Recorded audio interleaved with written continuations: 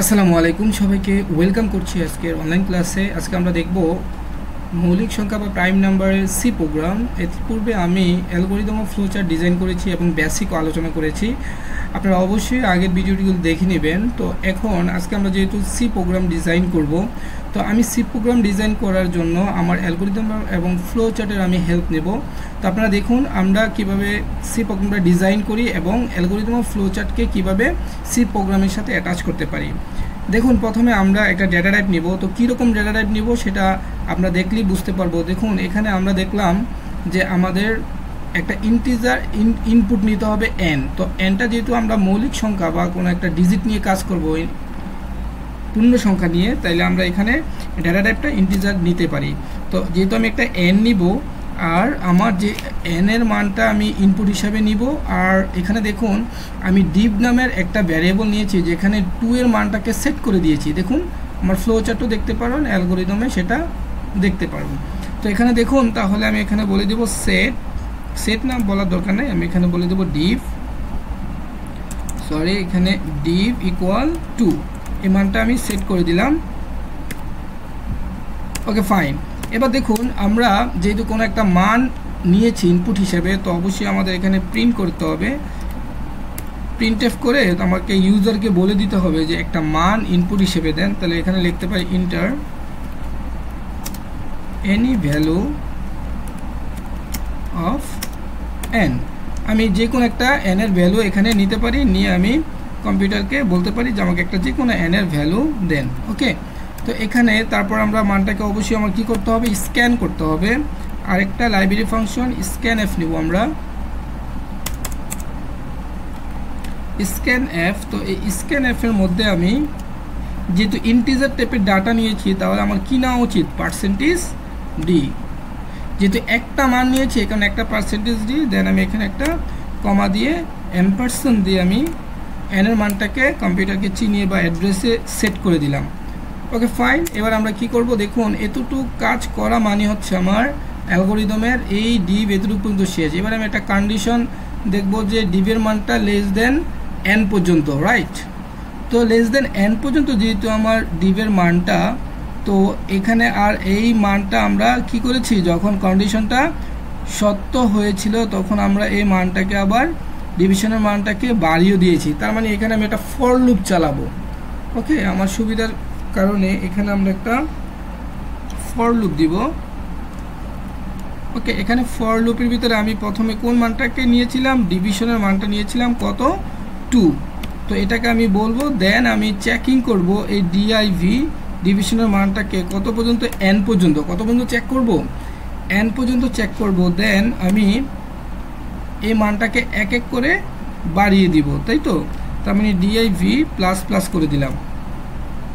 ওকে, এখন দেখুন আমার এতটুকু করার পরে আমাদের ফর লুপের, এবার ফর লুপের মধ্যে আমরা কি করেছিলাম, একটু যদি আমি আবার ফ্লোচার্টের দিকে আসি, অ্যালগরিদমের দিকে আসি, দেখুন এখানে এটা করার পরে আমি আবার আরেকটা কন্ডিশন দিয়েছি যেখানে এন এর মানটাকে মড করেছি ডিভিশন দিয়ে। কারণ এন এর মানটাকে আমি প্রত্যেকবার মড করব, মড করে দেখব সেই মানটা। ওকে, তো এন এর মানটাকে আমি একটু মডুলাস করে নিই। Okay fine. তো এখানে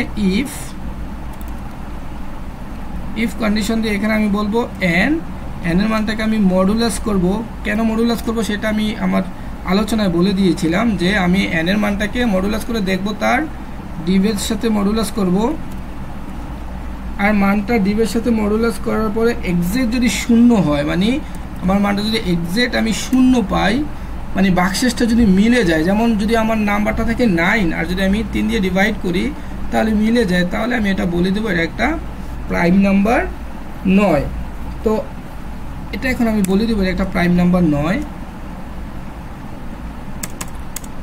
ওকে, তো এখানে আমি যেহেতু প্রাইম নাম্বার 9 বলে দিব, তার মানে আমি এখানে প্রিন্ট করে দিব প্রিন্টএফ। আমি বলে দিব এখানে প্রিন্টএফ করে দিব, বলবো it's not a prime number. আমি আমার ব্যাখ্যায় কিন্তু এগুলো আলোচনা করেছিলাম। ওকে ফাইন, তাহলে আমার এন নাম্বারটা প্রাইম নাম্বার 9। ওকে, তো এবার দেখুন এটা হচ্ছে সরি প্রিন্টএফ, এটা প্রাইম নাম্বার নয়, একটা সেমিকোলন দিয়ে দিব এখানে। আচ্ছা, প্রাইম নাম্বার 9 যখন হবে তখন কিন্তু আমার প্রোগ্রামটা শেষ। দেখুন আমরা এখানে যখন কোনো একটা জিনিস প্রাইম নাম্বার না হবে, দেখুন আমরা এখানে বলেছিলাম দেন গো টু স্টেপ, এই যে এখানে দেন গো টু স্টেপ 7, তার মানে এটা যেহেতু প্রাইম নাম্বার হবে না, স্টেপ 7 আমার প্রোগ্রামটা শেষ হয়ে যাবে। আর প্রোগ্রামের মাঝখানে কোনো কিছু শেষ করতে গেলে তখন আমাদের একটা কিওয়ার্ড ইউজ করতে হয়, সেটাকে ব্রেক বলি, BREAK, ব্রেক। ওকে, ব্রেক দিয়ে আমি একটা সেমিকোলন দিয়ে দেবো, প্রোগ্রামটা এখানেই আমাদের শেষ হয়ে গেল। ওকে, এবার যদি আমাদের এটা না হয় তাহলে আমরা কি করব দেখুন, তাহলে আমরা এখানে আরেকটা কন্ডিশন চালাবো, যে কন্ডিশনটা আমি অলরেডি এখানে বলেও দিয়েছিলাম, যে আমরা যখন এটা সত্য না হবে তখন আমরা মিথ্যা হবে, তখন আমি আমার ডিভিশনের মানটা n এর মানের সমান হবে, রাইট? তো n এর মানের সমান হলে আমি সেই কথাটা এখানে লিখে দিব, ইফ আমার div এটা যদি ইকুয়াল n হয়, যদি ইকুয়াল n হয় তাহলে আমি এখানে কি করে দিব, প্রিন্ট করে দিব। প্রিন্টএফ কাকে প্রিন্ট করে দিব, আমি বলে দিব এটা একটা কি নাম্বার, প্রাইম নাম্বার, বলবো ইটস এ প্রাইম নাম্বার। ওকে, এটা প্রাইম নাম্বার বলে আমি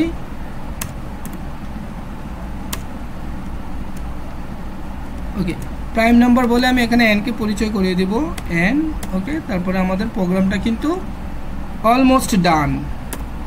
ওকে, দেখুন আমি এই কাজটা কোত্থেকে করেছি সেটাও যদি আপনারা দেখতে চান, দেখুন এখানে আমি কন্ডিশনটা দিয়েছিলাম, যদি কন্ডিশনটা সত্য হয় তাহলে আমি প্রাইম নাম্বার হবে এবং প্রোগ্রামটা তারপর শেষ হয়ে যাবে, আর যদি না হয় এমনি তো নট এ প্রাইম হবে। এবার দেখুন আমরা যদি এবার প্রোগ্রামটা রান করতে চাই, ওকে ফাইন, প্রোগ্রাম যদি এবার রান করতে চাই, যেমন আমি একটা 9 নাম্বার নেই ইনপুট হিসেবে। ওকে, হ্যাঁ আমাদের প্রোগ্রামটা রান করেছে। ওকে রাইট, এই যে enter the value of n, তো এখানে আমি একটা 9 নিলাম। আপনারা জানেন 9 হচ্ছে একটা প্রাইম নাম্বার নয়, রাইট? দেখুন it's not a prime number, তার মানে এটা একটা প্রাইম নাম্বার নয়। এবার একটা প্রাইম নাম্বার জানুন, এরকম একটা প্রাইম নাম্বার বলুন, যেমন একটা প্রাইম নাম্বার হচ্ছে আপনার 7 হচ্ছে একটা প্রাইম নাম্বার, দেখি কাজ করে কিনা আমাদের প্রোগ্রামটা। It's a prime number, right? আমাদের প্রোগ্রাম কিন্তু চমৎকারভাবে কাজ করেছে। এবার আপনি যেরকম কোনো একটা নাম্বার নেন, যেমন 97, আমি জানি না, মনে করেন 97 কি নাম্বার লিখলাম, তখন এটাকে বলে দিল ইটস এ প্রাইম নাম্বার। আসলে কিন্তু 97 কিন্তু একটা প্রাইম নাম্বার। আশা করি আপনারা প্রোগ্রামটা বুঝতে পেরেছেন। যদি তারপরে কারো প্রবলেম হয় প্লিজ আমাকে কমেন্ট বক্সে